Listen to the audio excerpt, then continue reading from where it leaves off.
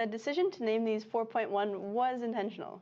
I mean, it's not just that we're bad at naming. It's not just that. It's also that. But these models are better across the Right. So they named a few different ones already. Hold on. So they named Michelle, 4.1 I'm a post-training and then like the mini. research lead here at OpenAI. Hi, I'm Ishan, and I also work on post-training. All right, today we're excited to announce GPT 4.1, which is a family of models in the API that were trained just for developers. And it's 3 models. So it's GPT 4.1, GPT 4.1 Mini, and for the first time, GPT 4.1 Nano, which is our smallest, fastest, and cheapest model ever. Now, these models are better than GPT 4o on just about every dimension. They even meet or beat GPT 4.5 in a bunch of key ways. And for the first time, they have long context. So all 3 models, even the Nano model, can handle up to 1 million tokens of context. We've also got some fun pricing stuff to talk about, but we'll save that for later. And actually, the decision to name these 4.1 was intentional. I mean, it's not just that we're bad at naming. It's not just that. It's also that.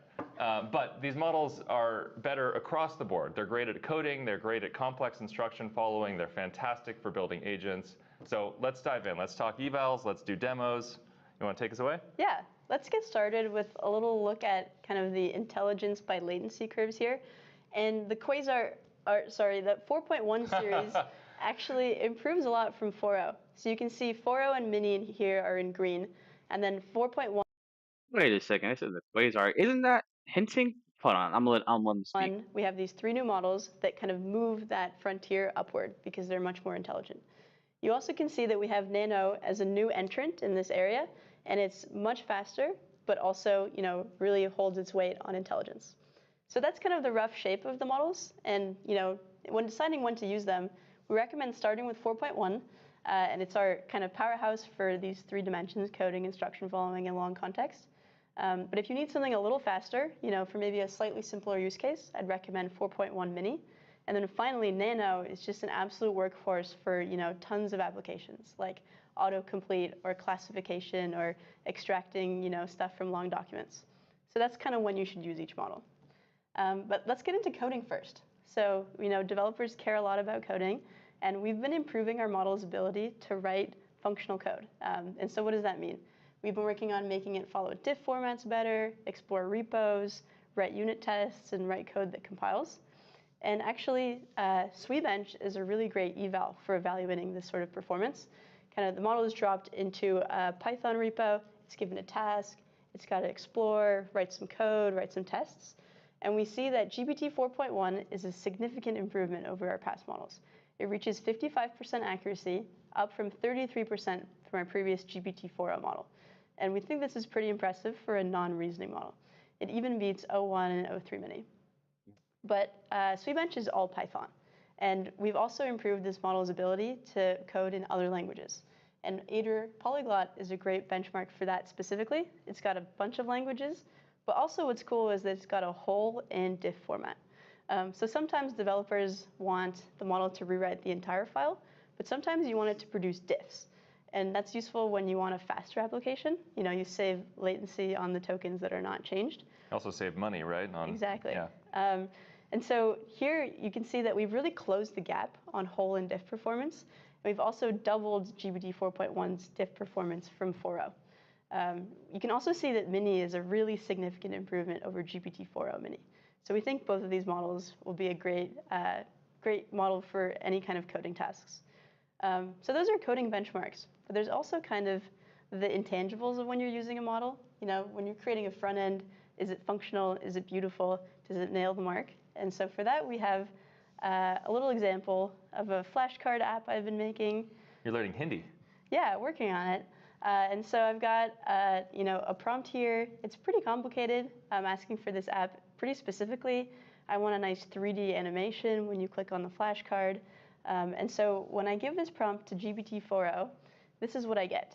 It follows some of the instructions, and some of the app is functional.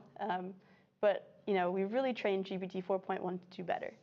And that model, you can see it looks way better. It's discovered colors. It can also do the 3D animation. So we think you're really going to like this improvement to front-end coding. And this was just based on that prompt that you gave it. Just one prompt, and you get back an entire working application. It's pretty cool. But we've also been working on instruction following. So can you tell us a bit about that? Yeah, so just like coding, we have made the model way better at instruction following. It now strictly follows all the instructions that you provided. So using all the feedback that we received, we created this internal instruction following eval, where it mimics how an API developer uses our model. So each sample in the eval contains a complex set of instructions, where each instruction belongs to one of several categories, like formatting, ranking, ordered instructions, overconfidence, and so on. And collectively, that sample is given a difficulty rating from like easy, medium, and hard.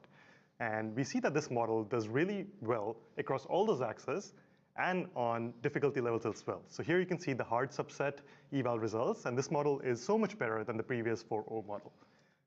So what's an example of like a really hard set of instructions to follow? Yeah, so let's say you're building a trip planning application, and you give it instructions like make sure you receive all the info from the user before answering them. And when you answer with the trip itinerary, make sure it's in a table format. It contains 5 rows, 3 columns. The columns are formatted in a certain way. Yeah, I don't know about you all. I remember all the times that you learn these tricks in prompting where you're like, no, you really need to make this a table, not a list. Trust me, my boss is going to be super mad at me if you don't get this right. Yeah, so hopefully no more of that. Yeah, and people actually were doing that just so that they could get the model to follow an instruction. None of that is needed now. The model follows all your instructions to the T, and it does really well. We also have a new prompting guide now that we'll publish on how to get the best out of our models. Awesome. And not just internal evals, even on external benchmarks like Scale's multi-challenge eval that tests models' instruction following capabilities on multiple turns, our model does really well. So for example, you might have an instruction 3 turns ago, and it tests whether the model remembers that instructions and continues to follow it. So it also tests models' coherence and memory. These improvements also scale well on long context data too. So you could give it large corpus of data, and the behavior that you're trying to extract from the model, it'll continue to follow that. Nice.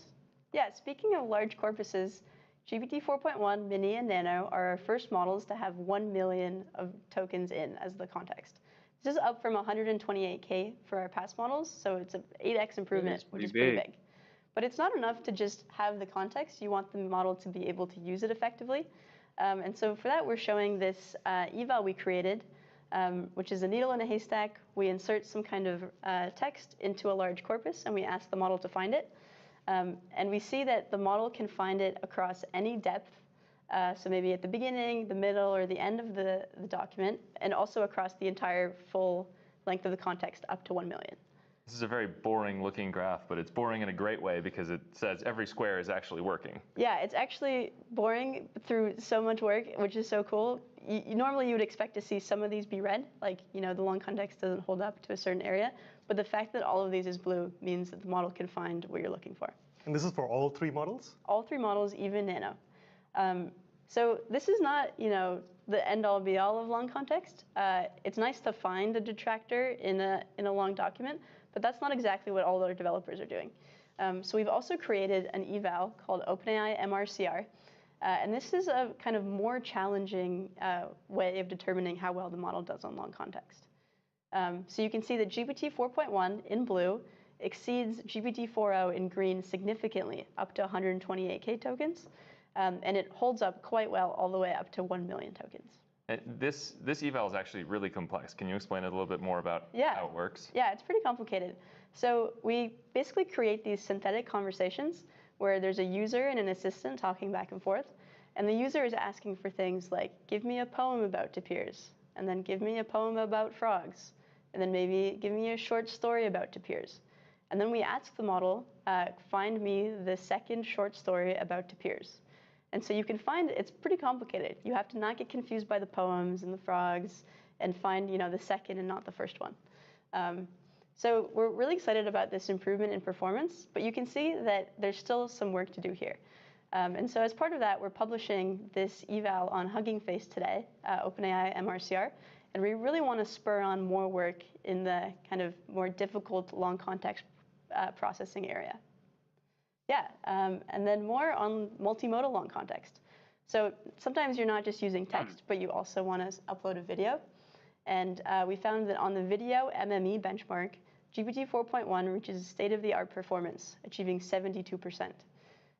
So this benchmark is pretty cool. You upload like a 30 to 60-minute video without subtitles, and the model is asked multiple choice questions. So GPT 4.1 is much better at understanding this sorts of thing. All right, then one last hit on evals, a lot of plots, I know. On multimodal processing in general, these models are a really significant improvement, but the real story is GPT 4.1 Mini. This model, you can see it really punches above its weight on multimodal reasoning and intelligence, and we think this is probably the top model to be used if you're doing any sort of multimodal or image processing. Okay. Amazing benchmarks, but let's see some demos. Let's do it. So here we have the OpenAI Playground, which is a really nice UI to iterate on OpenAI's APIs. I've pre-selected the latest 4.1 model, and in the system message, I've given it a light identity. The identity is it needs to produce a single Python file code application with very limited setup required. I also told it that it has access to the latest 4.1 model, which can handle up to 1 million tokens of input and 32K output. So on the right, we mimic a user query. So the user is asking to make a website that can take a large text file and answer questions about it. We give it very limited style guidance, and we tell it to use OpenAI's responses APIs to answer questions about the doc. So let's see it in action. So you're having, as part of the demo, you're having it create a website, and then you'll use that website for the rest of the demo. Exactly. Okay. Yeah. So now it's producing like multiple hundreds of lines of code. I've rerun this query before, and I've copied the code that it spits out into this app.py file. So you can see it's a multiple 100-line file. You see that the HTML has been inlined in this file. If you keep scrolling, you would see there's an upload code, the code to ask questions. It's going to hit the responses API. So the model did this just in one shot? Yeah, it's doing that right now as you're seeing it. Yeah, let's produce the code. It tells you how to spin it up. Cool. Yeah. Should we take it for a spin? Let's do it. Yeah. Cool. OK. So let's try. Nice. What do you think? That looks pretty cool. It's a little BDB sassy, but I think it's working. I do like that it advertises itself there at the bottom, powered by GPT 4.1. Yeah, it's kind of neat. Just based on the limited guidance that we gave it, it produced this website. So to test the log file that I'm about to upload, that file is NASA's server request response log file from 1995 August. Let me show you that file. You just have this file lying around? Yeah, that's. You don't? I prefer the 94. Oh. The 94 is a great version. That's a good one, yeah. So in this log file, you can see the client name in the left that made the request to NASA's servers. You see the timestamp, the resource that was accessed, and the HTTP response code. This is a long file that contains a lot of log lines. And you can see on the left that this is about 450,000 tokens of content here. Nice. So you just couldn't use this with our past models? Yeah, this wasn't possible. So let's try uploading this file. Now what I've done is I've snuck in a line that is not actually an HTTP request response. Let's see if it can find it. Very sneaky of you.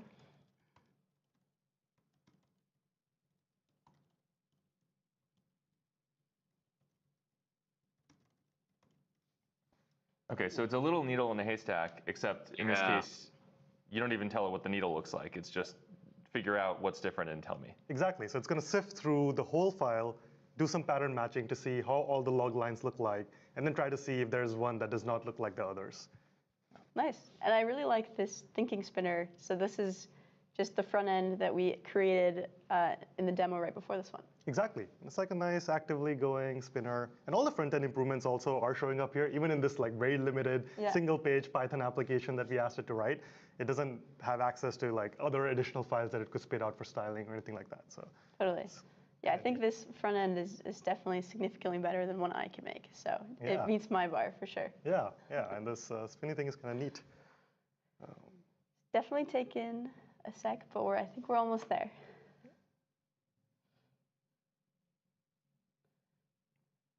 Any minute now.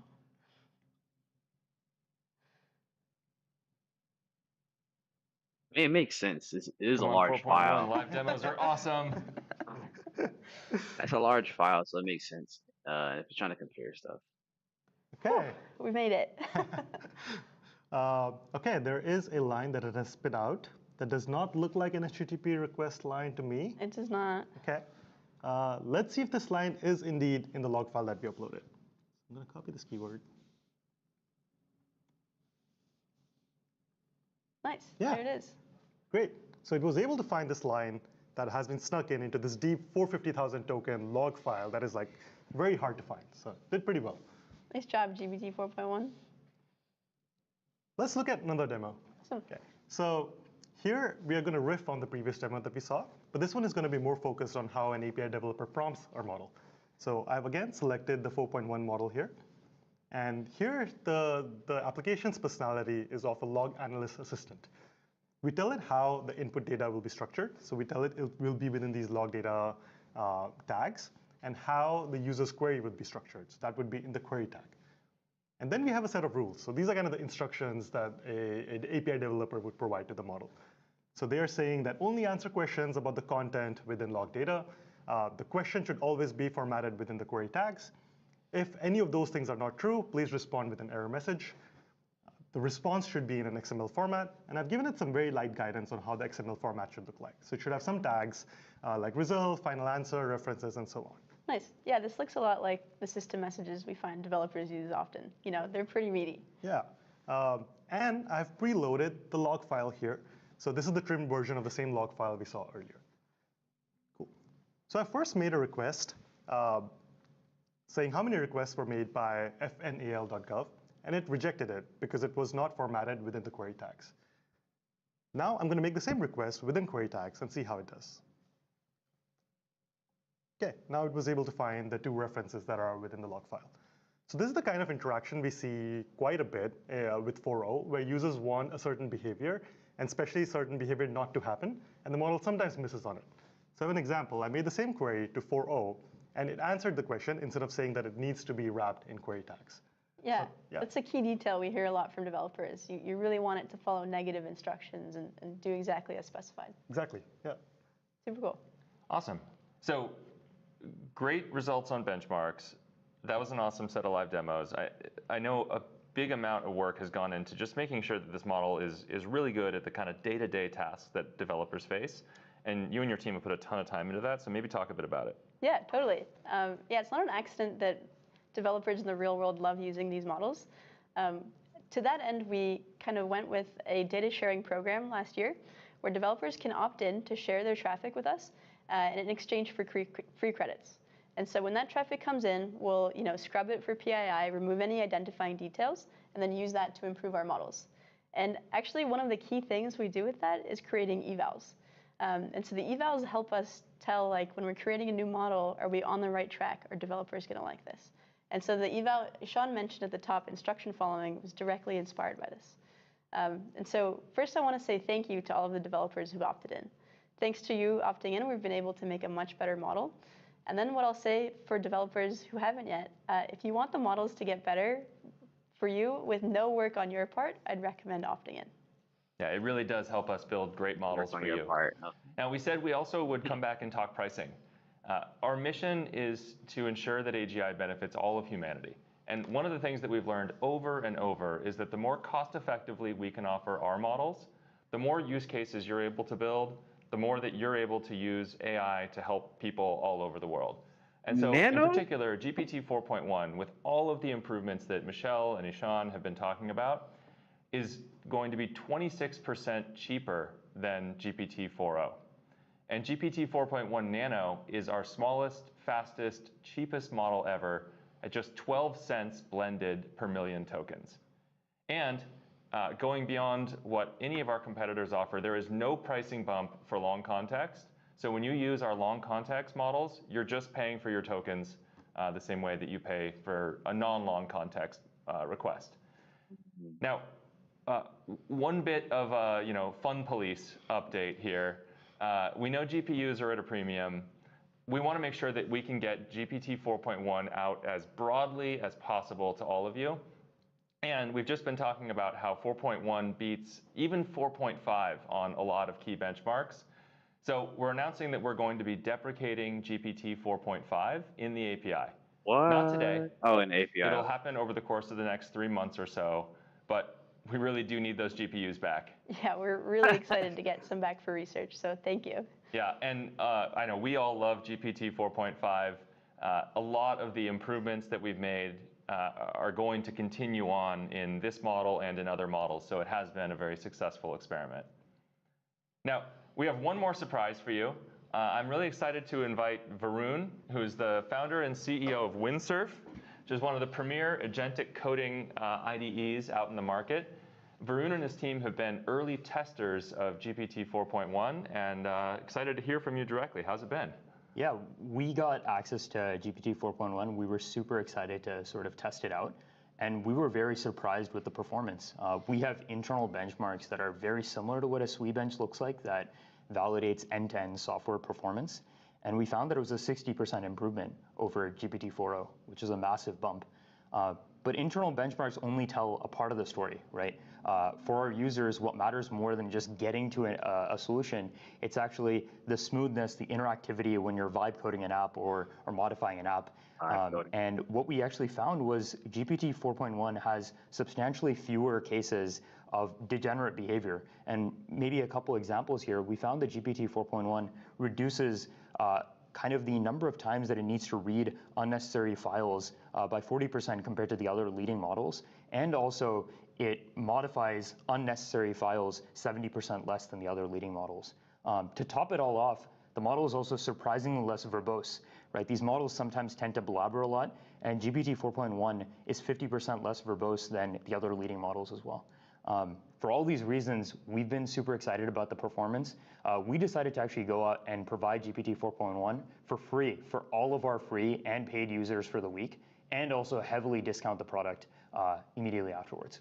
So just to recap, in Windsurf, GPT 4.1 will be free, totally free for the next 7 days, and then going forward will be heavily discounted for a while. That's exactly right. Awesome. Amazing. I will say this weekend, my 8-year-old decided he wanted to start selling Legos. And so we opened up Windsurf, opened GPT 4.1, and we vibe coded a Lego website for his upcoming business. And it worked great. So, Nice. You'll have to send that over. Yeah, we'll post it with the live stream. I'm sure everybody is excited about it. But thanks so much for joining us. We're super excited to see what people build in Windsurf and in beyond. So that's today.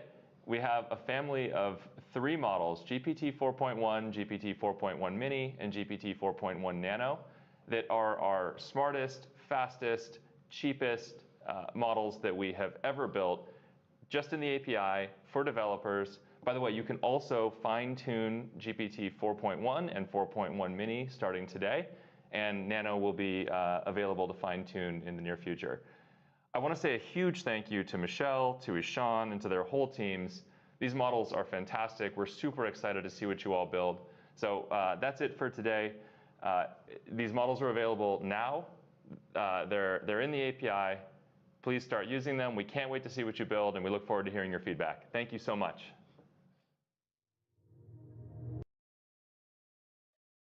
Jeez, that was actually a lot of information. Like a lot of information. First up, I really want to hit on is the Quasar. Like, let's be real. She dropped that gem and then like she just kind of kept it moving. I didn't like that. Like, I was really slick.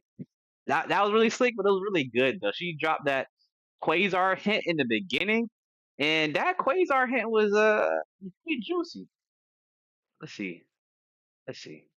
It was pretty far back. It was like at the beginning. So if y'all missed that, Small model ever, dimension base. Even yeah, did but follow By latency. take us away.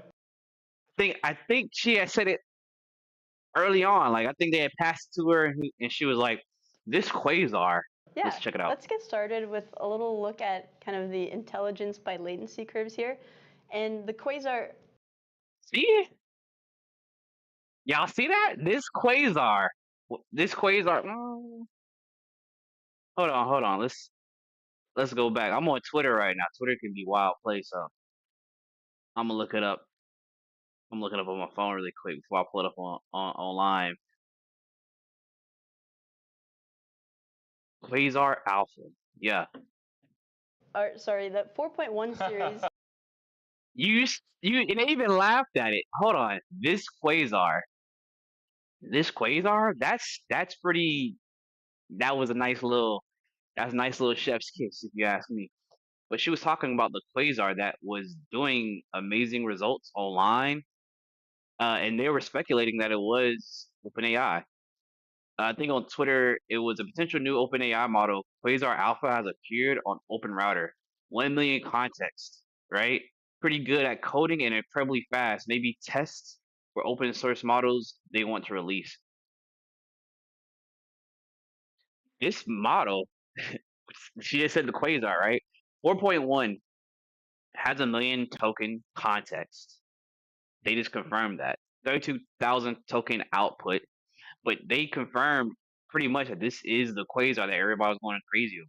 It made rumors in the rounds earlier last week about it, and they even said that people, even in the meta team, that's why they kind of released early, was because OpenAI was going to come out with something huge coming up next week. That's why they moved up their release date so early, is to get ahead of OpenAI, which is kind of funny because OpenAI didn't release this until this week, this Monday, because what happened was they saw a change in the log where opening or Llama 4 had an update as far as the release date. It was a diff file, and that was pretty interesting. I think that just got confirmation that this is the Quasar everybody was talking about. I'm gonna pull my Twitter up really quick, and we can talk more about it because Twitter can get kind of Twitter, if you know what I mean. But while I pull that up, I did want to talk to y'all more about this being a 1 million token context window, which is absolutely crazy. First off, that's novels. That's like a lot. That could be books or a book at the very least. That's a pretty big deal that like is able to take in that much information because Llama, if I'm not mistaken, Llama was just able to do 1 million context, and they were basically saying like infinite, unlimited amount at some point that they're going to be able to do because of how big the context window is. But of course, lo and behold, they already have their own models they're coming out with, right? Let me see this. Quasar, Open Router. Let me see if I can find some stuff. Let's see if I pull this over. So you see here, where it has the box right here, that was able to spin. Of course, this is a classic example. A lot of people already have this and already do this in other AIs, but Quasar was really good. You see the dates like April 10th, April 3rd, you see in some of these posts because it came out earlier, like last week or earlier this month, about how good Quasar was doing. And we see that it was able to do this. And it was right, prompt was write a Python program that simulates realistic bouncing balls and other objects affected by gravity inside. Where are we off at? Inside of a square. Optimus Alpha left, Quasar Alpha right. Oh, they came out with two models? Optimus is course is fantastic and coding pretty good. It could have been just the high-low mini. I mean the Quasar GPT 4.1 as well as mini and the nano, and so they're comparing them against each other potentially. Quasar and Alpha. So it's funny how they even like brought it out. I want to scroll down quick. It can get crazy out here on Twitter. If you know, you know.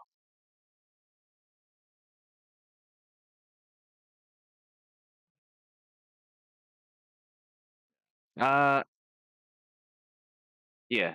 So this is Optimus Alpha has topped the chart. The community created dozens of benchmarks with Quasar and Optimus over the last weeks. Highlights are these. So it looks like it's doing really good. I want to bring this back over here really quick so I can curate what we're seeing. I don't want nothing to pop up at us.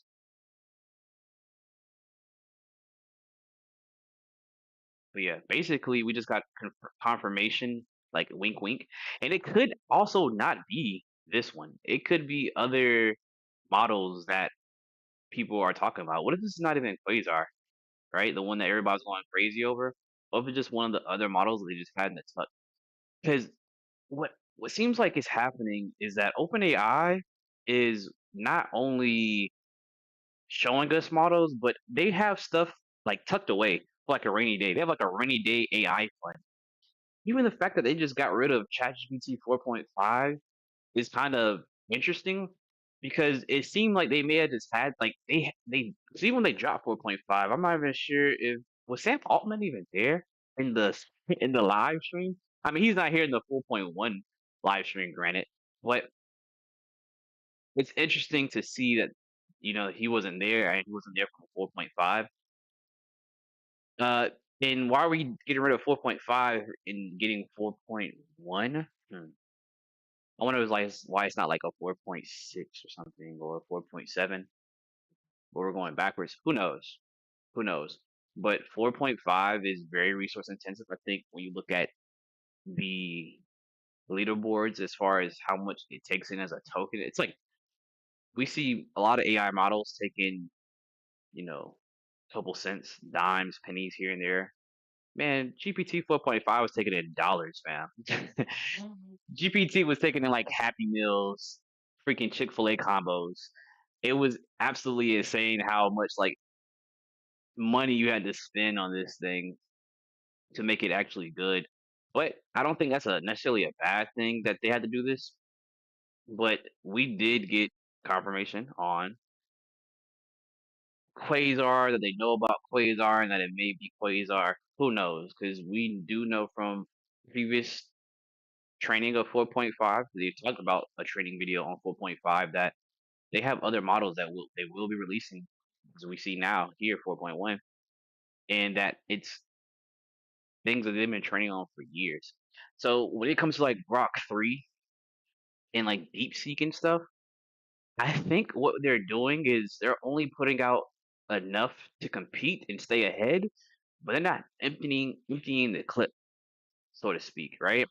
So if they're not emptying the clip, then what I mean by that is if Grok 3 comes out with something, Gemini 2.5 Pro comes out with something, DeepSeek comes out with something, Mistral or whatever AI, they do have some AIs that's been training, been cooking for a while that they can just put out there to compete to stay ahead of the curve, but they're not just trying to release everything because we've seen at least allegations, right? We've seen allegations that other AI models about DeepSeek, and it's not confirmed or anything, but we've seen that like other AI models may have potentially used some of OpenAI, ChatGPT's information to have their own information based off of it. And they were saying that basically like one of the things that they talked about here was having a chat GPT have strict coherence to instructions and how the information needs to be input and what can and cannot be outputted. Let's go for example with what they said. Let's go at the end. I think they were talking about that was the benchmarks. They're talking about the strings, right? I know it could have been kind of confusing. Find this line hard to. Let's look at, but this one is going to be more focused. So they're talking about the query here, right? Where they would ask a question, but the question could not be given, right? They couldn't give an answer or response. At least the AI couldn't, unless it was wrapped in the query kind of tags, basically. On how an API developer prompts our model. So I've again selected the 4.1 model here. And here, the application's personality is of a log analyst assistant. We tell it how the input data will be structured. So we tell it will be within these log data.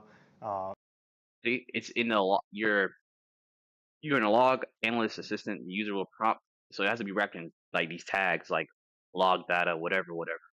Tags, and how the user's query would be structured. So the queries are structured, like you see right there, where his cursor's at, the query tags, and then you have to ask your question inside the query tags. that would be in the query tag.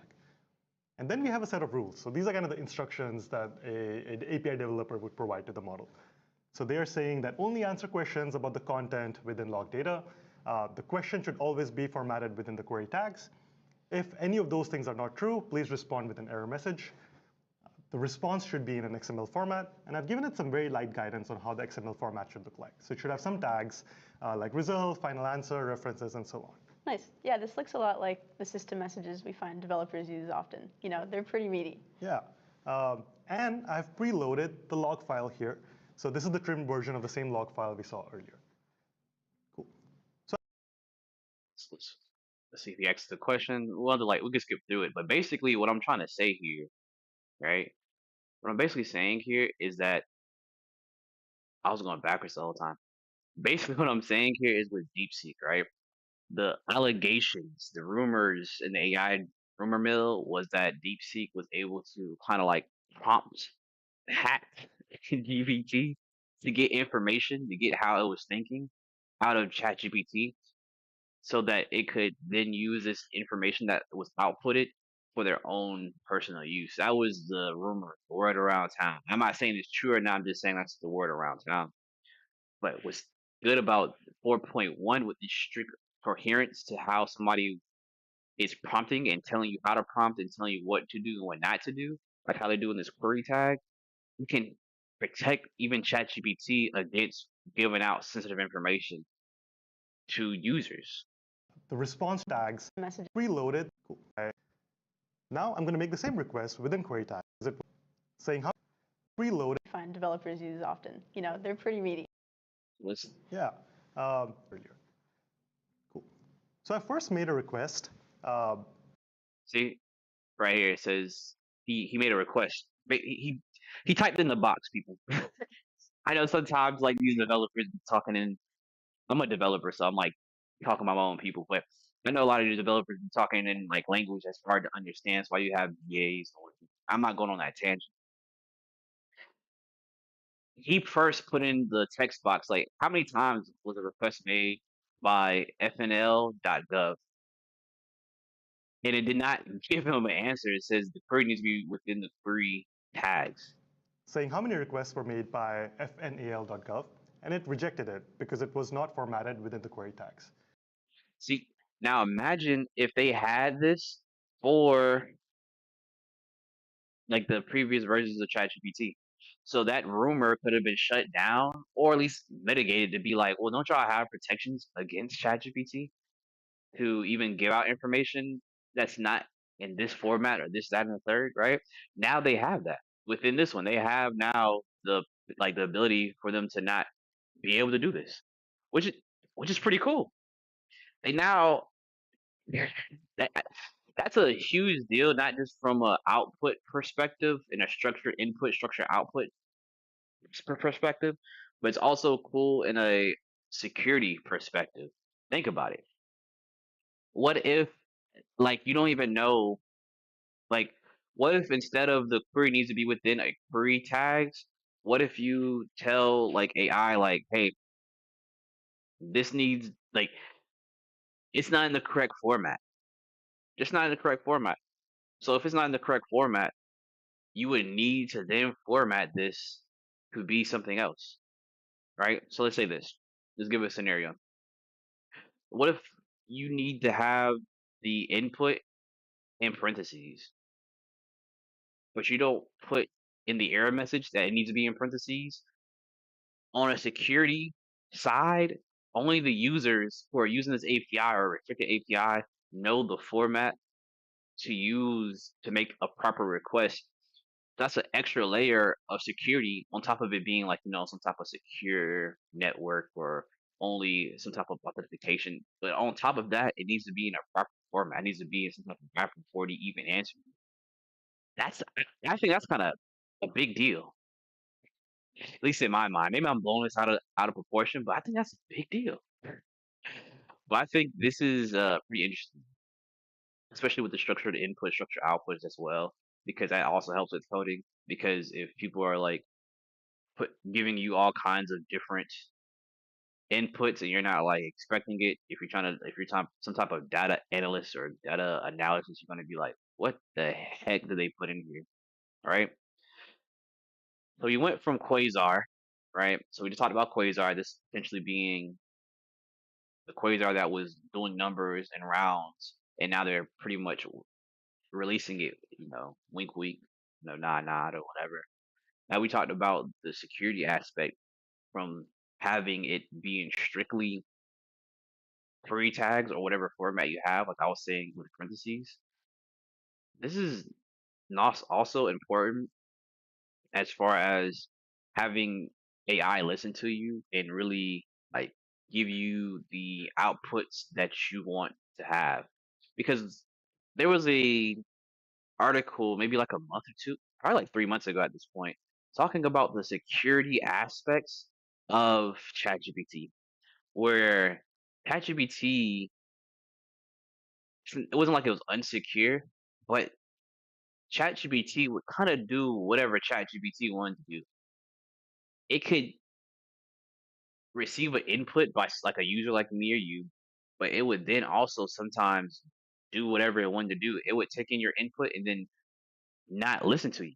It would go rogue. It was almost like ChatGPT was sentient because it will listen to you, and at sometimes it won't even do what you want to do, and sometimes it would listen to your response, wait for you to be idle at some point or another, and then it would do something totally different than what you had previously asked it to do, and it would do it in its own like downtime.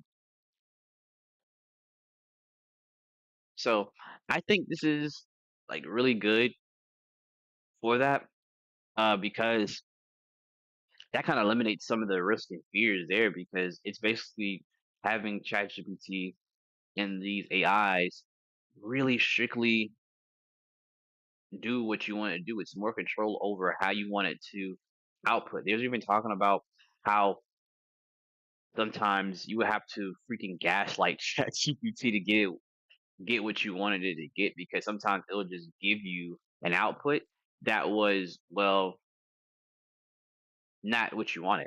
It'll give you something totally different as far as like the formats. If you want a table formatted in JSON, maybe it'll give you some other type of format. Maybe it'll give you some type of CSV format instead of a JSON format. And that does matter. And you had to like say, oh, my boss would like kill me if they ever found out I did it. I can't turn my paper in like this. It was the rules. It was the instructions. Please, ChatGPT. And now you don't have to do that. But that also kind of goes towards the rogue nature of how ChatGPT was kind of doing whatever it wanted to do. And if you think about it, we've been having ChatGPT for some years now. If you really want to think about it, we've been having ChatGPT for some years now.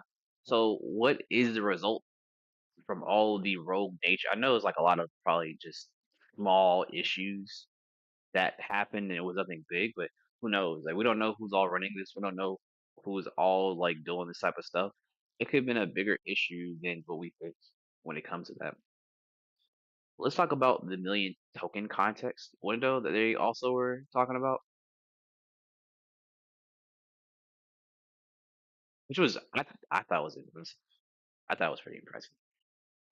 They put in like a NASA log file August 95. That was ridiculous. That was ridiculous that they were able to do this, but he inputted a line that had NASA log file and they put in a fake log to see if the file would be picked up by the AI and see if the AI would be able to understand like, hey, what is not the HTTP request or whatever, right? What's different about this? One of these things are not like the other. What is that? And that's important. That's the needle in the haystack experiment they was talking about. That was the what was that? That was the benchmark they were talking about earlier and how important it was.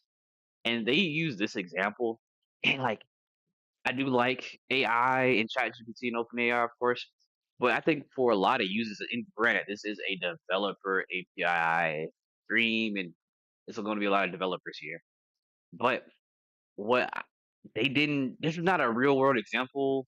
It is, but I think it's not what I would call like a sexy example. Like a lot of people are like, bro, NASA 95, bro, what is this man talking about? Shit, I'm just like, what is this guy talking about? They be making us nerds and geeks and freaking developers seem so geeky and nerdy. It doesn't have to be like all that. But anyway, a better example would have been looking at financial data, cleaning up Excel files. Think about this, man. You know how much people try to use Excel files, try to use different type of information, public information, but the information is like bad data, right? Let's say you're trying to get a customer list, right? But they had duplicate customers, and you don't want to be double texting people because they have their name put down 2 or 3 times. You can ask ChatGPT, hey, what are the duplicates? Erase them for sales, even for finances and stuff like that. You can like try to make sure all the numbers are currencies, right? Make sure the decimals are a certain type of decimal place. And in a file that I think was like what 8,000 lines, it was on like the 8,000 lines, and they found them. I found that change. It took some time, but it would take a longer time for you to find it if you would find it. Let's be honest, that thing would not be found. That thing would not be found if it was a normal person. Let's be real.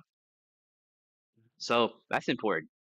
But for financial data, you could make sure it has good cleaning up ability to figure out what's going faster, as well as when it comes to developing in IDEs and stuff like that.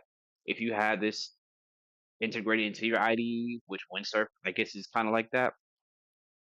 If you're making mistakes in a huge file, if you ever like had like a VS Code instance that was like thousands of lines of code, sometimes VS Code, some of these IDEs do get a little weird when you get past that 1,000 line of code, right? So this could also help it out.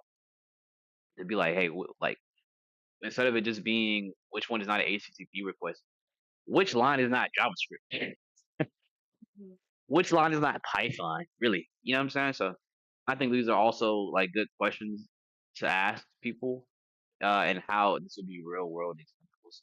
But these APIs are pretty strong. That's a good needle in the haystack experiment. We got the security out the way. We know what Quasar is now. Like this is really a good presentation. Sam Altman wasn't there, so I always kind of feel if Sam Altman isn't there, then who knows? Let's go back to the pricing though. Sorry, I've been yapping, but that's why I'm live streaming, right? If I was just not yapping, like, come on, y'all would be like, bro, I'm just gonna sit here and watch these people talk and just leave. Let's talk about this pricing. This pricing is pretty good. Input is 10 cents. Cash input is 0.025, and output is like 40 cents. That's good, man. That's for the Nano, but like in the output, you see with the 4.1 mini thing, and the output price for the 4.1 is $8. Uh, the max tokens are 32K, but the context length is 1 million. So, like, if you give it 1 million, it's not giving you 1 million back. Basically, if you give it a novel, a whole book, it's not giving you a novel. So, if you gave it a book and you wanted to write another book, it's going to be like a part one. You know what I'm saying? Like, it's not going to give you the whole thing back. So, if you want to use this like that, it's not going to be like that. But I think this is still pretty good of a I think this is still pretty good of a presentation. To be honest with you, this is pretty good. I think the Nano version is comparable to Gamma or Gemma, which is Gemini's small version. But they didn't really talk. They said it's faster than ChatGPT 4.0, which is good. But I'm not sure how small is Nano, because Gemma can run on like your smartphone potentially, can run on like laptops potentially. So how small is small? Because if you think of it like a Llama 4, their smallest model is still 2 months. Their smallest Llama 4 model was still like enormous, even though they was like, oh, it could run on an H100. My guy, who's out here sitting on a whole bunch of H100s? Really, not me. I got an H0, boy. This, but it is 50% faster. Uh, with the 4.1 nano. The other ones are similar to. Hold on, I got the closed caption on. Okay, mini is 40% faster, and 4.1 is similar to ChatGPT 4. Oh, as far as latency, maybe because it's the bigger models. Text in, image out, text out. So you can get text in and images, and I think they also was talking about videos. So I'm guessing I'm not sure if they're breaking the videos up by the frames because videos are basically pictures that you flip through. But this is actually pretty good, and I think this is going head to head with like a DeepSeek with these models and beating it and probably everything.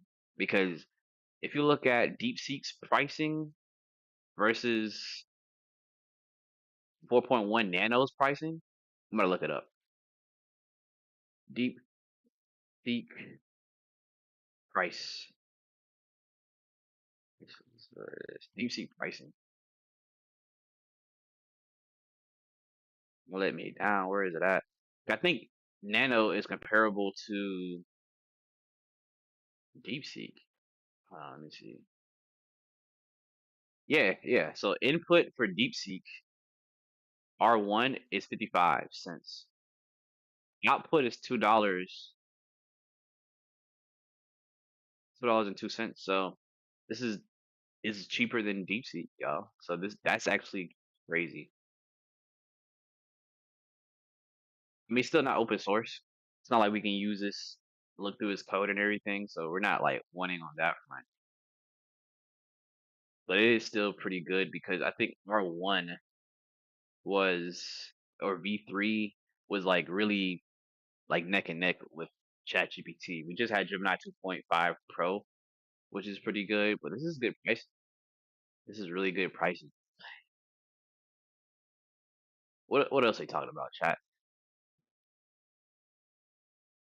Details. Action, we see quite Yeah, we had that. The prompting stuff. We already talked about the prompting stuff and how that's great. What else? What else, chat? Oh, the coding. We need to talk about the coding. Man, I don't even know what to say about coding. I feel like first, as a developer, I do like it. It definitely comes in handy. But I'm also gonna like, give them some slack. I'm like gonna be like, it's good, but how good is good really? Because ChatGPT, they spit out some code. It was like, oh, it's like 400, 500 lines of code for like the flashcard app that this person did. Let me go back to the flashcard. Yeah, so she made a flashcard app, right? They copped out. If this model is so good, and they're like, oh, one shot. They were like, oh yeah, it generated all this code, and we're just gonna show you, bro. Like, listen, y'all had this open. I know the trick. I know the trick. You had this open already, and you just like sent it up to the server. I'm not saying AI can't one shot stuff, but y'all had some code already sitting there. That seemed kind of weird to me.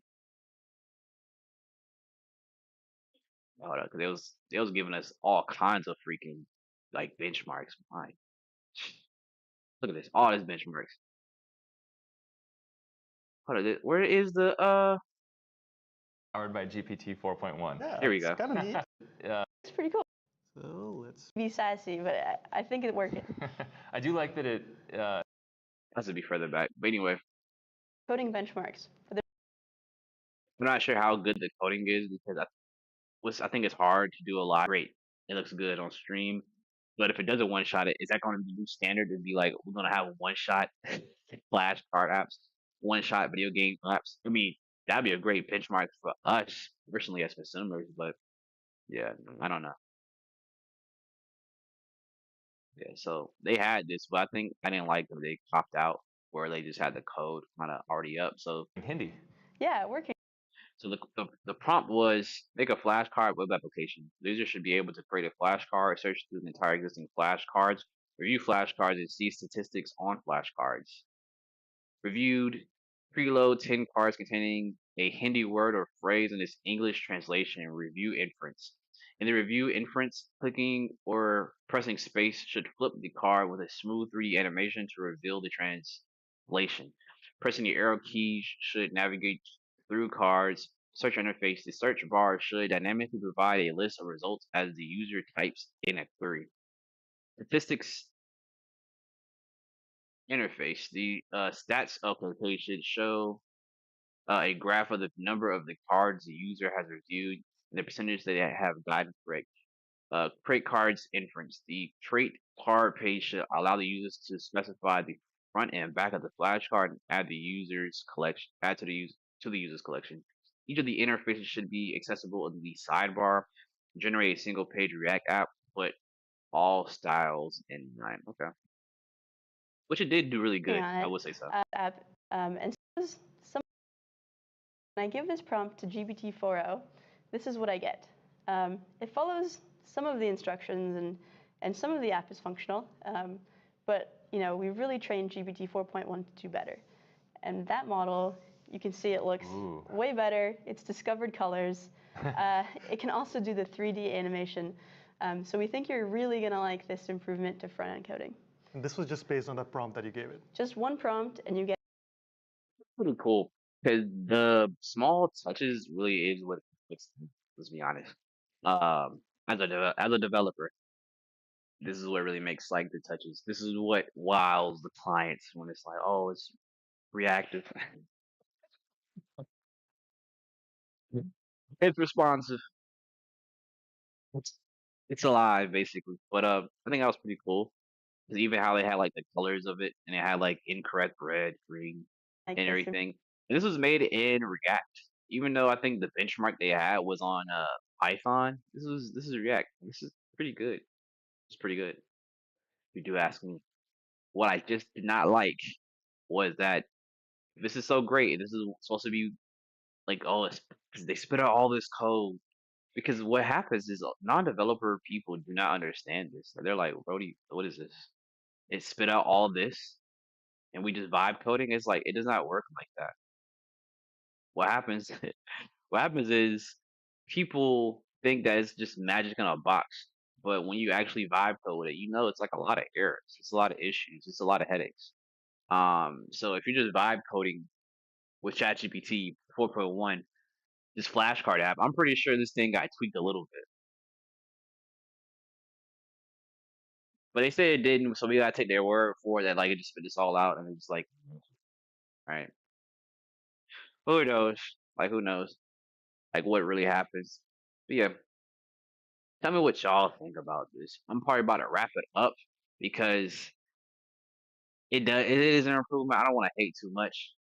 It is an improvement to ChatGPT, especially 4.0 because well with 4.0, even though this is pretty good, it doesn't have that flair. You know what I'm saying? That je ne sais quoi, right? About it. Where it didn't have like the correct, incorrect. Look at that. Look at the colors. Correct, check mark, incorrect, X. Even look at how the boxes like the progress status. It's like kind of blurred out. These are some nice touches, you know what I'm saying? And would really take some time to do as a developer. I'm definitely more like a functionality type of person. Like get it to work. The bells and whistles don't even like it matters. But if it works, that's like the battle. That's like functionality is more than half the battle. I'm not on some GI Joe like, oh yes, no one's no. Let it work first. So that's the only kind of gripe I had about this presentation.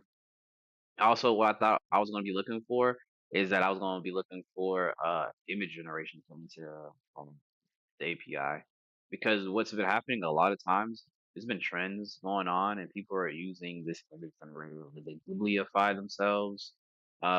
People have been turning themselves into action figures.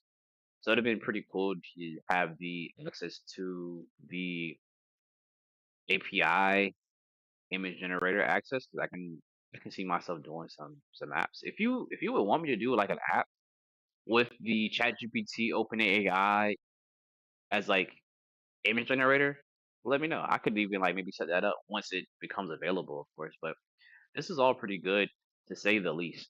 That GPT OpenAI is really good. I think this is going to really be a big competitor in this space, especially since Gemini 2.5 Pro came out and they just did their keynote. I will be doing more as far as live streams, and I'll be doing more reactions to some of this type of stuff. So if you want to drop down below things y'all want me to react to, maybe some live streams, maybe I can vibe code with y'all using Gemini 2.5 Pro or ChatGPT 4.1 to see how it works out. And the deprecation of 4.5 is kind of weird, but it's still costly. It sucks at coding. So I understand why getting rid of it, me personally. But don't forget to like and subscribe. Hope y'all, use this. Tell me how it is. Come back. That being said, your boy Dexter is out.